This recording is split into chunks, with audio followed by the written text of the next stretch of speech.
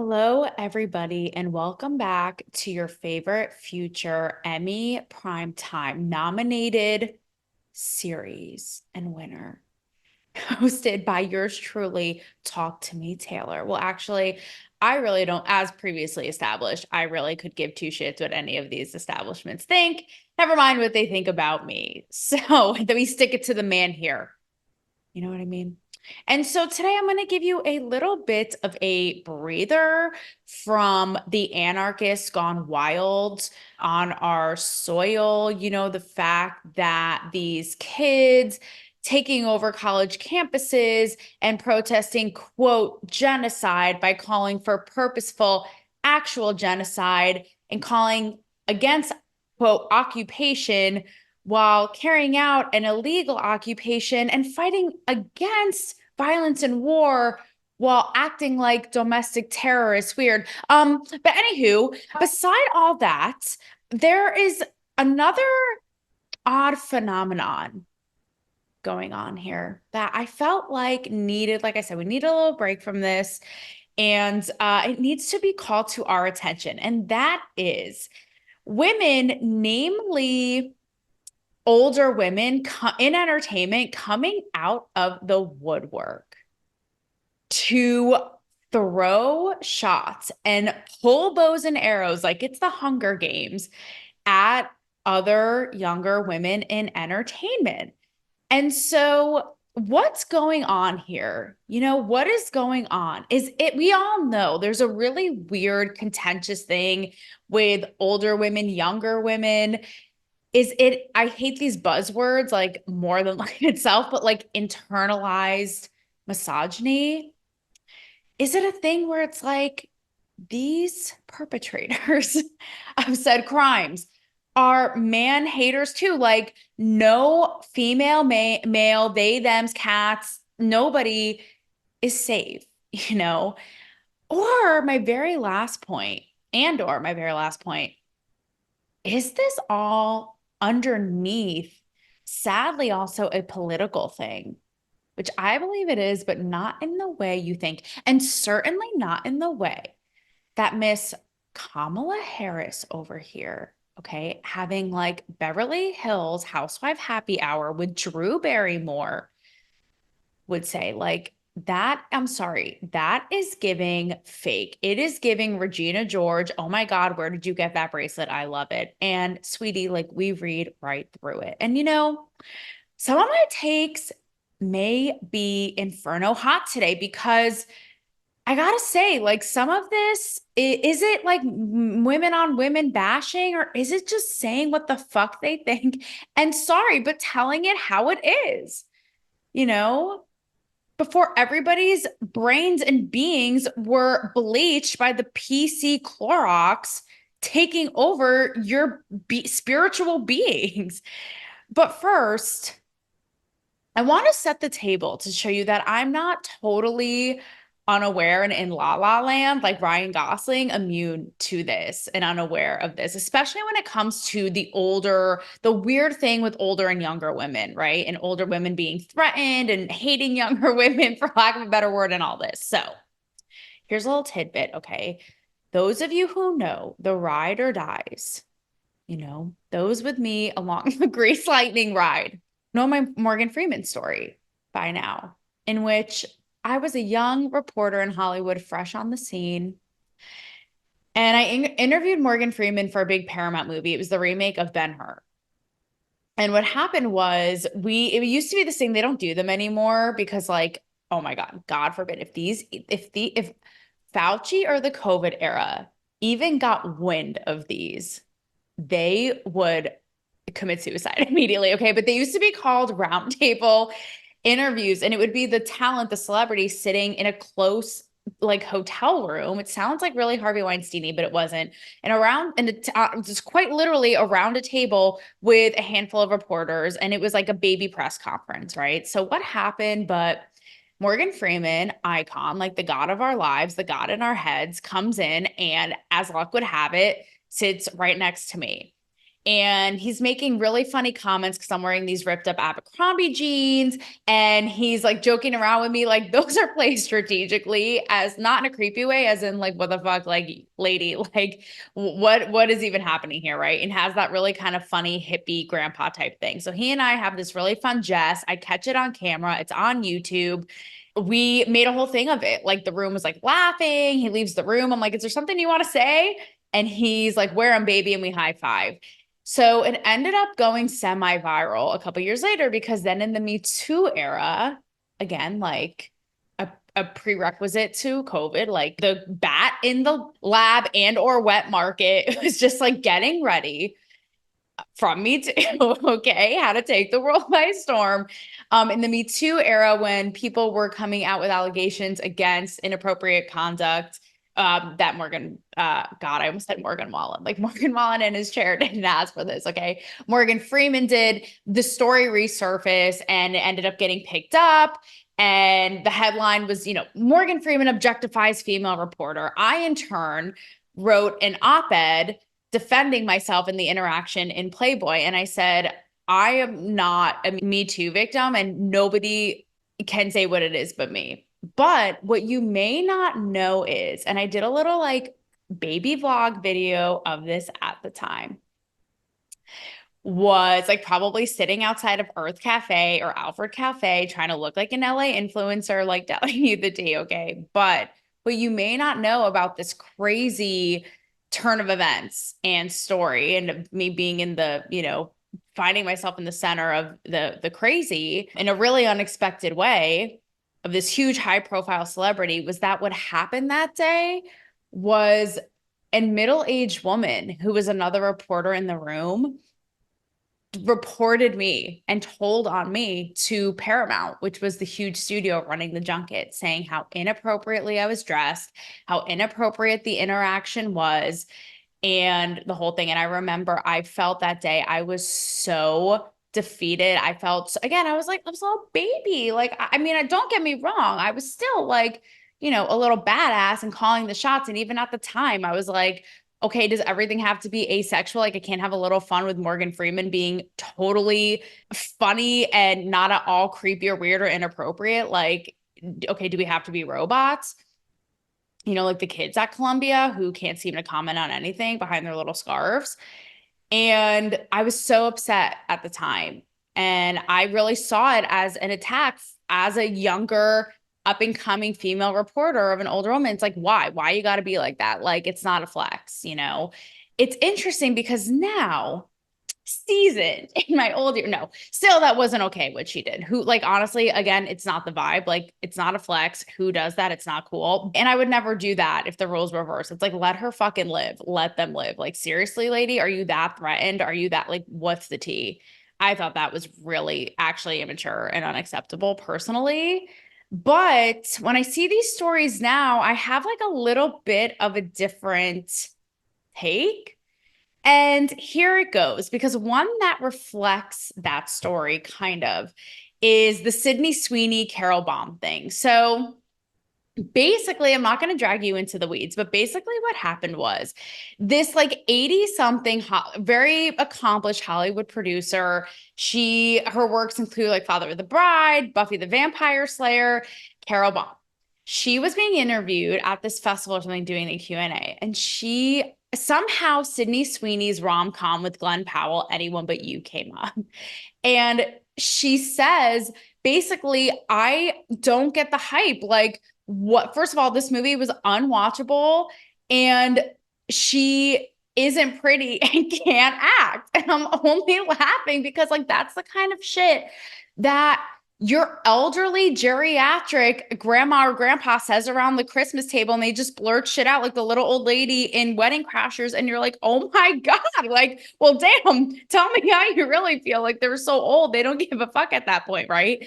But what was so interesting was that right away, and again, like, it's tacky and it's tasteless. Like, it's not cute. Here's the thing. It's one thing to be like, sorry, she can't act. Like, That's fine. I'm all for that. It's like we need to get some thick skin. Like bring back the real like TV movie critics. Like let's do this shit. Like Julia Roberts, food critics, and my best friend, food critic, in my best friend's wedding. Like let's fucking go. Sorry to the participation trophies, but a little competition never hurt.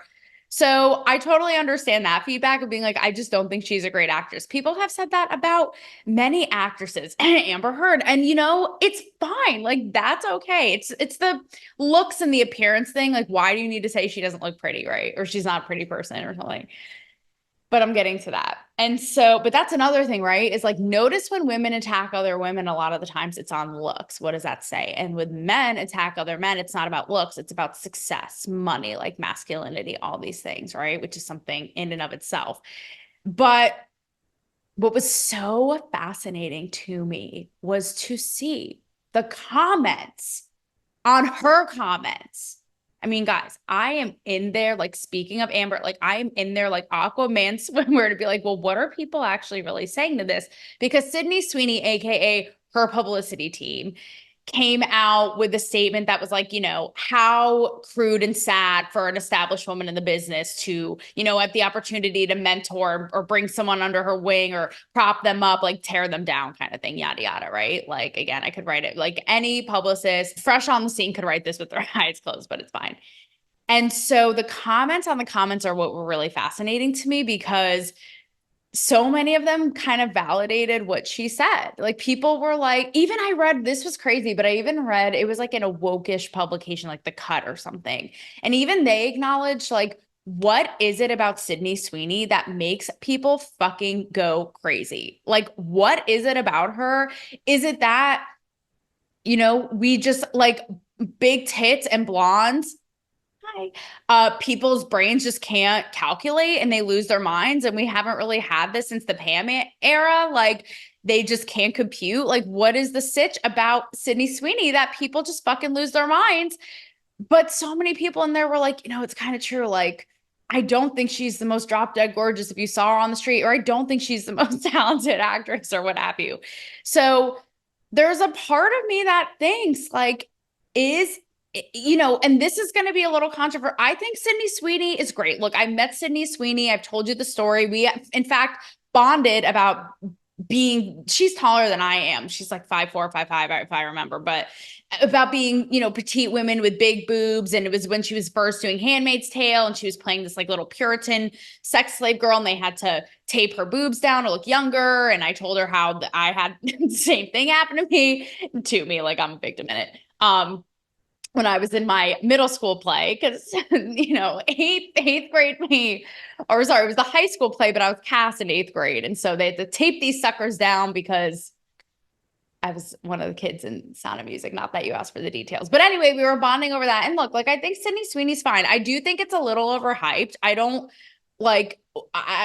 watch her performance. Again, I'm no critic myself, but I don't watch her performance and like want to masturbate with an Oscar personally. Like, and yeah, again, like I think she's a beautiful woman, I think she's really standout right now. I think she's had a really fast come up. I also think it's one of those things, and one of the commenters said it, like, if you saw her on the street, would your head be spinning around like Beetlejuice with your jaw on the floor? I don't know. I don't know. Maybe not, and again, not everyone has to be everyone's cup of tea, but all that goes to say, I appreciate Sydney Sweeney and what she represents. I love that she doesn't shy away from her sexuality. I think her photo shoots are absolutely fucking gorgeous and works of art.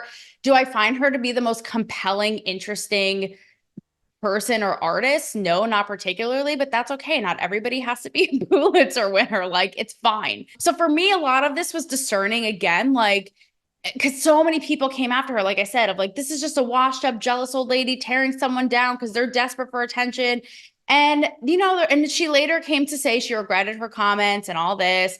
But, again, I think it takes a little bit discernment of like what's purposefully going out of your way to shit on another woman unnecessarily. And what is someone just saying what we're thinking out loud? So another example of that, of someone who has come out of the woodwork, is Courtney Love. Courtney Love, if you truly don't know, and you're still floating around out there like Neil Armstrong, She is an icon in her own right. She was the lead singer of Hole, which she founded, and she's known for being one of the most influential. She's been named one of the most influential women in music. She was really in that grunge '90s era. She was married to Kurt Cobain, the lead singer of Nirvana, who sadly died by suicide. And she's been known to be one of the most influential women in music in being the lead singer who's female of a band, right? And the thing about Courtney Love is like, she has always given negative 1 million fucks. Like, this is something that you need to know about her. So this is nothing new, which she said, but she's always known, not only in her art and her music, but having really quirky, offbeat, kind of erratic, unpredictable interviews. And that was just what she did. But she recently came out in an interview with The Standard, and she says she just comes for the whole schoolyard. She says Taylor Swift like isn't that important. She's calls her the Madonna of our time. And it's like, basically, I guess she's like an idol for little girls to, sing Kumbaya to at their, bonfire, but otherwise like, and make, friendship bracelets for, but otherwise I'm just not seeing it. And Lana Del Rey, same thing. She says like, ever since Lana covered John Denver's Country Road, Take Me Home, she just wasn't into it. And she even noticed when she was listening to a lot of Lana, she was influencing her Courtney's music. So she had to step away. But she also came for Beyoncé in country music, saying, look, I appreciate that she's a Black woman coming into this space. I just don't like her music. Like, fair the fuck enough. Like, X marks a spot. Bingo, tic-tac-toe, 3 in a row. Like, I don't know how else to say it. And same thing. Everybody just, I mean, forget it. Like, it had the Swift army absolutely seething, about how it's just this old washed up has been who, is irrelevant and yada, yada, right? Which is obviously par for the course. Like, they're absolutely rolling off with their heads, off with Courtney Love's head. And so I feel like this is a really good example. Like, I'm sorry, this is a good example of somebody just saying what the fuck they think and not caring, because you also have to look at her street cred. She is somebody who has always stood up to, and even men, right? This is why I don't even think it's necessarily a woman thing. Like, she has let her thoughts be known.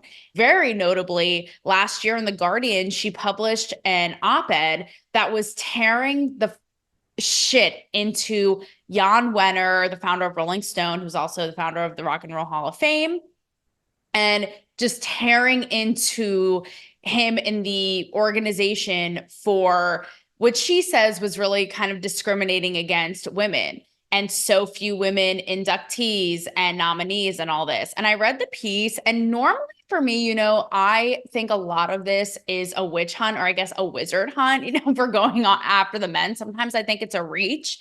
But I have to say, this was actually a pretty compelling piece. Like, there were parts of it I was like, all right, but there were parts I was like, damn, she makes a point. That sucks. Like, she would lay out how so-and-so male artists would get, nominated and inducted after having like a song on the radio for 50 seconds. Meanwhile, like, so-and-so woman who's, has been around for, 20 years and has this #1 hits and this breaking and like, has been either not nominated or nominated time and time again and never inducted. So when she stacks it up like that, you're kind of like, shit, like, what's a tea? So this is somebody who has stuck their neck out for women, is my point. And so with that being said, like, yes, I guess you can be a hypocrite and do two things, but it's also like, for me, I think the Courtney Love thing personally was just her saying what she thinks. And you know what? If you can't take it, like, get out of my kitchen where we are right now. It's like, I've said it before, it's like, buck up, baby. Like, sorry, like, get a helmet. And so, like, especially if you're going to be up in these mosh pits, like, you just can't hang like the kids used to, like, we need to toughen up a little bit. And so this reminded me, like, again, everybody coming after Beyonce, of Lily Allen, who is a UK British singer and is, like Courtney Love, is very much raging against the machine. Okay, let me just paint the picture of Lily Allen for you. She came out with a song. It was in the Robin Thicke, Miley Cyrus era, called Hard Out There. And I watched this and I was like, I feel bad for any man in Lily Allen's path because this bitch is going to go full on fire breathing dragon on their ass and they won't stand a fucking chance. It was annihilating men, the industry, the patriarchy. It shows like, you know, how the industry would try to create these like perfect little like big titty bimbo fembots and with plastic surgery and all this. And the whole thing is like it's hard out here for a bitch, right? Basically. So this is the girl that we're dealing with. So she on a podcast when Beyonce was making her way into country, basically in kind of like in, you know, Courtney Love style was like, listen, like you do you, like I don't think it's the most revolutionary or unique thing to cover Jolene by Dolly Parton. Like could have been any other song, like how unoriginal, and like why wouldn't you like highlight a lesser known Dolly song? It's like that's the lowest hanging fruit, which I've seen that criticism before. And she kind of says like, look, I feel like the whole thing was calculated, which also like what isn't in this business? Like wake up and smell the matcha for you folks with like your soy matchas in LA. But what isn't calculated? She says, you know, even the whole thing, like wearing the cowboy hat and the blonde wig and Jay-Z making his whole thing about inclusion and acceptance at the Grammys. Meanwhile, Beyonce was going to do this, like, you know, really trying to like capture this market now. So while Lily Allen, by the way, is allegedly in Nashville doing a country album out of like the art of it, you know, like man, artists, gotta love them. Can't live with them, can't live without them. But she had very much of, like I said, like a you do you, like kinds of underhanded shade at Beyonce and, you know, whatever floats your boat, that kind of thing. And, you know, look, I think that's a similar thing where it's kind of like, well, maybe she just means it. Like, maybe is she a little like jealous that Beyonce will totally monopolize and like take over the country chart in 0.5 seconds while she's out here like heeing and hawing and trying? Maybe it is just an observation of like, you know, music talks, but money talks louder. Now this is another market that she can just like, you know, sweep up in her purse, like with her hot sauce. Like, I don't know, maybe it's just a capitalist, you know, move and not for the art, you know? But again, I think it's, you know, I also will say, because everybody is shaking in their country boots to ever talk shit and say anything about Beyonce.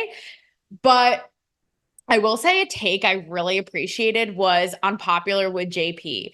And he actually made a really good point. He has a whole thing like railing in on Beyonce, but I love what he said about how Beyonce herself, as a little sidebar, is kind of like the Sydney Sweeney thing. I'm sorry, is not that multidimensional or interesting. Even if you watch her in interviews, like there's like nothing behind the eyes. Like there's, I don't know if like stardom's like gotten in there or what happened, like what robot has infiltrated her brain, but there's like not much there. She's not very articulate. She's not very thoughtful. She doesn't really have much to say. So maybe it's just like all in her head and it comes out in the music. I don't know.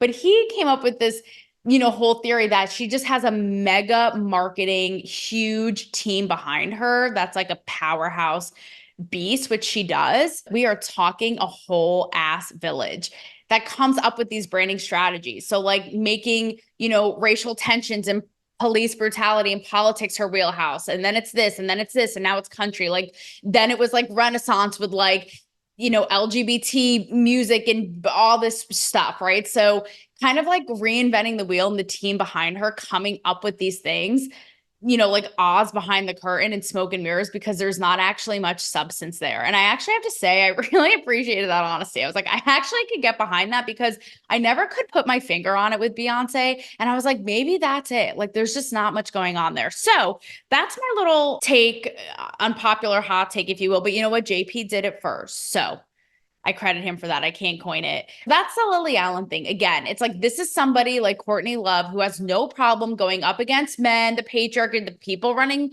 you know, pulling the strings and the puppet master and all this. And so, you know what? If she wants to talk shit about Beyonce coming in and commercializing country, she's going to do it. Like she literally has a song that's like, fuck you very much. Like, are we surprised? It's on brand. And so it's not like a hard pill to swallow, babe. So the other thing is too, right, to bring it back to Taylor Swift, who Courtney Love so delicately, do it that way you will, shit on, like this isn't even like a has been versus younger, whatever it is. Like you even have recently, this just goes to show women on women crime, right? Like there's a reason like Mean Girls is deserving of the Nobel Peace Prize it was robbed from because it is just stands the test of time about about humanity and human nature is the girl on girl crime. And Taylor Swift and her new whole thing, Dead Poet Society, which by the way, I have none of y'all warns me. I was like, I got to be up on pop culture for my show. I got to be in on the know. I got to be able to talk to the peeps and digest it, make sense of it. Okay. None of you told me it would be a very, very bad, no good decision mistake to try to listen to that shit while working out. I was like, it's fine. I'll just listen to the first like minute of each song. I was like sleeping on the elliptical 5 songs in. Like, how dare you? Shame on you. Y'all are canceled for not warning me about that. But on her album, she has a song about Kim Kardashian. I'm not even going to get into the story of their whole thing and the beef and whatever with Kanye and yada, yada, yada, back and forth. And the song is Thank You, Amy, not what's the Britney Spears one? If You Seek Amy. See what she did there? See what she, don't underestimate the power of her swords on the mic and in her hands. But Taylor Swift's Thank You, Amy, where the K and the I and the M are capitalized, are obviously about Kim Kardashian. And to me, like, this was where it was really aggressive. And this is where Swifties will be like, we're pouring our hearts out on the page, like the eternal emo girls that we are. But there's a line in the song in which she says, like, my mom, everyone knows she's the sweetest. And, even she wanted you dead. I was like, yikes, like this has now gotten dark. Like it's just like crossed the threshold for me. So like when petty goes dark, it's just, that was a little aggressive for me personally. So with all that being said, I think that, look, I don't think it does women any service. I've been saying this a long time, right? I don't think it does women any service to constantly be painting each other's nails, braiding each other's hair, and acting like the other one is like the best thing since sliced bread, right? Because it's not true. Like we have brains, we don't all have to agree. Am I gonna go be like this serial killer? You go, girl. Like honestly, and I said this on my Instagram stories, but if you happen to, commit a murder and kill your cheating husband, all you have to do, just from me to you, don't tell anyone I told you, just tell them it was a mostly peaceful protest and girl, you will be fine. You will be let off in a minute. But anyway, I don't have to agree with all these crazy bitches is my point, right? But I think that, women, we have to look at it for what it is. As I've laid out in here, the truths of the fact that women are very competitive, right? As are men in different ways, though. And that's like a whole other episode and thing to really explore of like, why with women, again, is that primal, biological, social, cultural? Why with women, it is about looks. Like that's the value. Oh, she's not very pretty. Oh, she doesn't have a good outfit. She's fat, whatever it is. She's not even attractive. Whereas with men, it's like money and success and stability and their suit and the masculinity, right? All that kind of stuff. So that's something in and of itself to look at, but also I think and the fact again that it's just girl on girl. Yes, it's super common for it to be the older younger thing, hence the aforementioned youth element and aspect of it, and jealousy there. But I also think, as the last kind of hot take, it's really important to not in such a like male bashy world to really look at, like, I know I joked about it today, but also to really look at, again, I hate to say this, but like internalized women hate and judgment, right? Based on value systems from where? From like Mr. holier than thou, everything is immoralistic tooth fairy. Like, where did we get these, right? These ideas of what women have to be. And a lot of it come from women, not, especially in this day and age, I feel like it's switched. Maybe men, eons ago, yeah, as far back as the 50s, like put these ideals in place. But women, I feel like now, I mean, I don't know about you guys, but I feel like so much of the time in the workplace and not, it's like I am so often, there's just so much women nonsense. And I feel like so respected and lifted up and helped by men, right? Whereas women, like there's just always some like BS happening. That's really unfortunate. And so with that being said, just to make this political, because what isn't, like obviously that was on your bingo card, is seeing this behavior like kind of stepping out a little bit. You know, these are specific examples with women and women in media and entertainment, but even on a political spectrum, seeing it from the left and the right. And I know from personal experience, right? I've gotten it from the right in a time where, funny enough, when I did defend publicly Sydney Sweeney on a Liz Whelan, who's a big conservative commentator, on a post of hers saying Sydney Sweeney showing her boobs and sexuality, is immoral, not how women should be. And I wrote on it saying, like, Liz, you're out of touch. And this is why you're losing ground with common sense, everyday, middle of the road thinking people and conservatives, because this holier than thou crap is nonsense. Like, just knock it off. And I had women coming out of the woodwork being like, I support Liz. You yourself are just, you know, the male ideal of what a objectified, what a woman should be, blah, blah, blah. You're immoral. You don't value yourself. All that kind of like Bible shit, right? Then, though, what's so interesting is you have the left doing this shit too, right? So notice how it's always like the below the belt. Again, like what makes a woman less than, right? So an example is when I recently spoke up and poked fun at Howard Stern's interview with Joe Biden.